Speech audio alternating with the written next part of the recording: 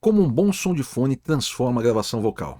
Hoje eu vou contar uma história de estúdio, vou te explicar como fazer um bom som de fone e também o porquê de fazer um bom som de fone, que diferença que isso faz, tá? Em 2001, eu trabalhava no Estúdio Midas, tá? Que é o estúdio do Rick Bonadio. Na real, eu trabalhava para o Rick Bonadio desde 97, trabalhei um ano no Estúdio Bonadio e depois a gente foi para o Estúdio Midas. Eu peguei o Estúdio Midas desde da fundação do estúdio, vamos dizer assim. Na real, eu conheci o estúdio antes de ter as paredes, né? Quando eu fui lá conversar com o Rick para trabalhar com ele. E nesse estúdio eu gravei muita coisa legal, muita coisa legal. Esse começo dos anos 2000, principalmente, foi muito trabalho, muito trabalho.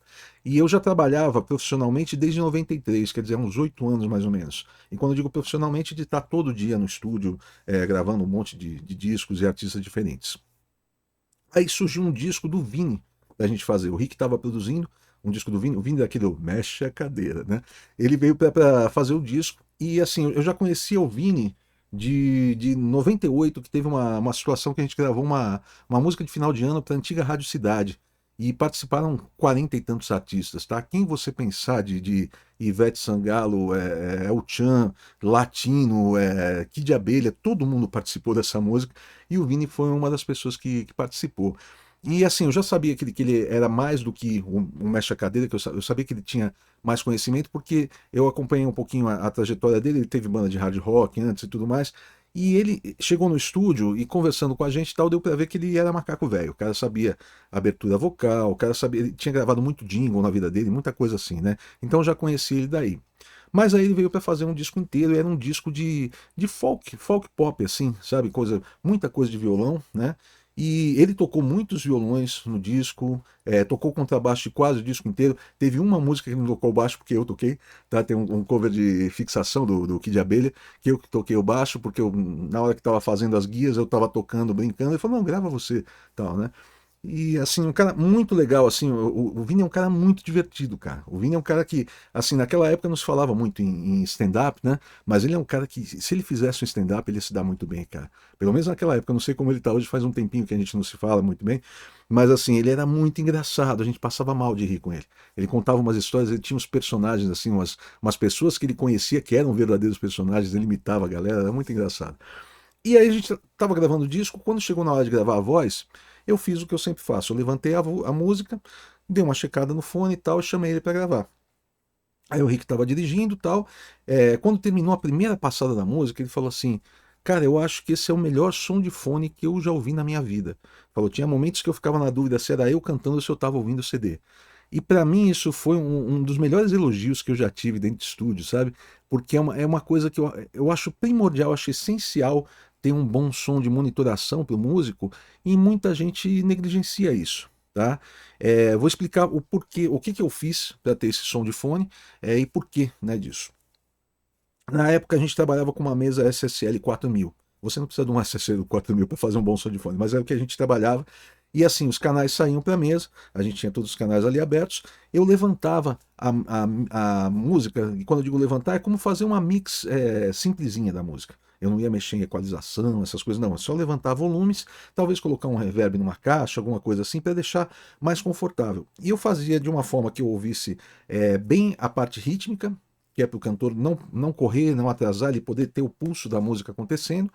Eu precisava ter a parte harmônica bem definida para o cantor poder afinar bem. Então, contrabaixo, principalmente, é um instrumento que ele define os acordes ali, ele tem que estar presente para o cara sentir aquela a largura de som também, né? Que o baixo ele meio abraça a música, né? Ele faz o grave se expandir. Então, você tem que ter bem a noção da tonalidade e assim, e tem a questão do volume também. Então, primeiro eu levantava ouvindo pelas caixas, tal, aí eu pegava o fone de ouvido que eu estava usando dentro da sala era o mesmo fone de ouvido, tá? O mesmo modelo de fone de ouvido que o Vini ia usar dentro da sala de gravação. Colocava o fone, acertava alguns detalhes, porque tem coisas que soam de uma forma nas caixas.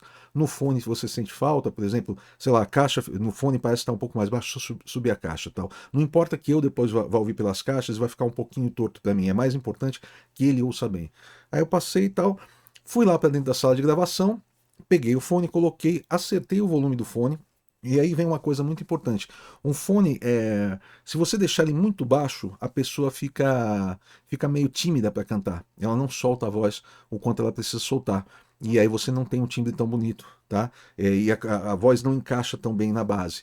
Se você deixar muito alto e a pessoa começar a ter que cantar, isso pode prejudicar o timbre, pode ficar meio esganiçado e tudo mais, além de ser cansativo. Então tem um sweet spot, tem um ponto ideal de você deixar o volume do fone para o cara poder sentir a pressão da música e ao mesmo tempo não ser ensurdecedor, não ser, não incomodar, tá? Então coloquei o fone, você ter esse volume mais ou menos, ok, tá confortável. Aí falei pro Nilton, que é o assistente lá do Midas, falei, pô, Nilton, abre o microfone. Eu acho que a gente gravou com o 87 da Neumann, que era o nosso é o nosso to-go mic, né? Aquele microfone que a gente vai, sempre começa por ele, né? Depois a gente testa outro, se for o caso. Mas eu acho que foi um 87 mesmo. Ligado na mesa SSL, usando a compressão dela e tudo mais. E passando para o sistema de gravação, que eu 2001 eu acho que a gente gravava em Haddad ainda, não tenho certeza. Mas enfim, tava lá, falei para ele ligar o microfone, comecei a falar no microfone com a música tocando, aí pedi para ele, sobe um pouquinho a voz, baixa um pouquinho isso, aquilo, pô, tá confortável, coloca um reverb na voz, tá? Coloca, pô, passou um pouquinho do ponto, cantei um pouquinho, qualquer coisa assim, só para sentir, falei, pô, agora tá confortável, vamos chamar o Vini para gravar. Essa coisa faz toda a diferença na performance, tá? Porque na hora que ele chegou, ele colocou o fone para cantar, como ele mesmo falou, parecia que ele estava ouvindo um CD, tá?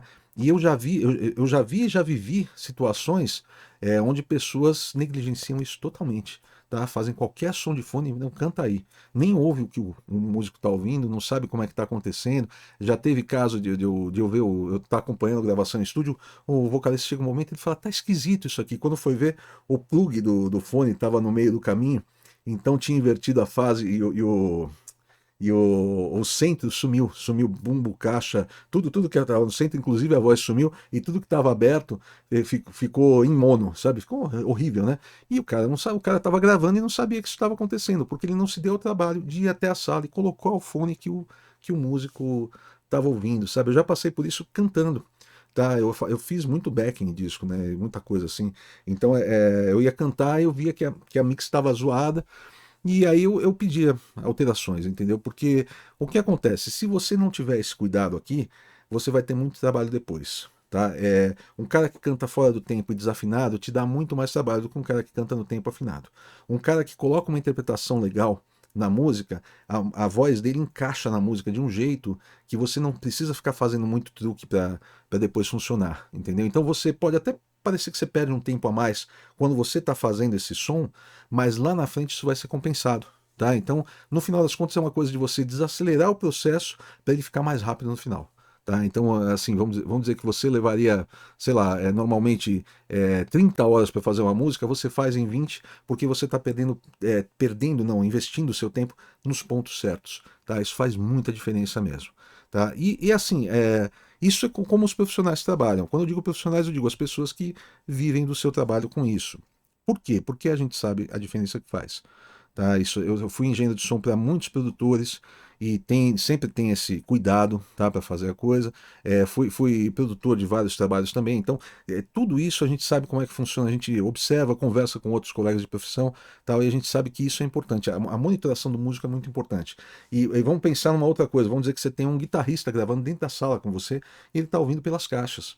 Da mesma forma, tem que estar uma monitoração confortável para o cara poder fazer uma boa performance. Então, o que eu faço? Eu solto o som, tal, eu vou lá perto de onde ele está, vejo se, pô, a guitarra tá pintando bem, o instrumento dele tem que aparecer um pouquinho mais que o restante para ele poder se ouvir bem e poder interpretar bem. Mas se aparecer demais, ele não ouve a base. Então tem um equilíbrio ali bem legal da coisa. Pô, ele tem que ter o ritmo, né? Tem que ter a pulsação da bateria para acontecer, tal, a mesma coisa do vocal. Então vou ali, acerto algumas coisas, tal, aí pergunto pro músico, tá confortável para você? Você precisa de mais alguma coisa?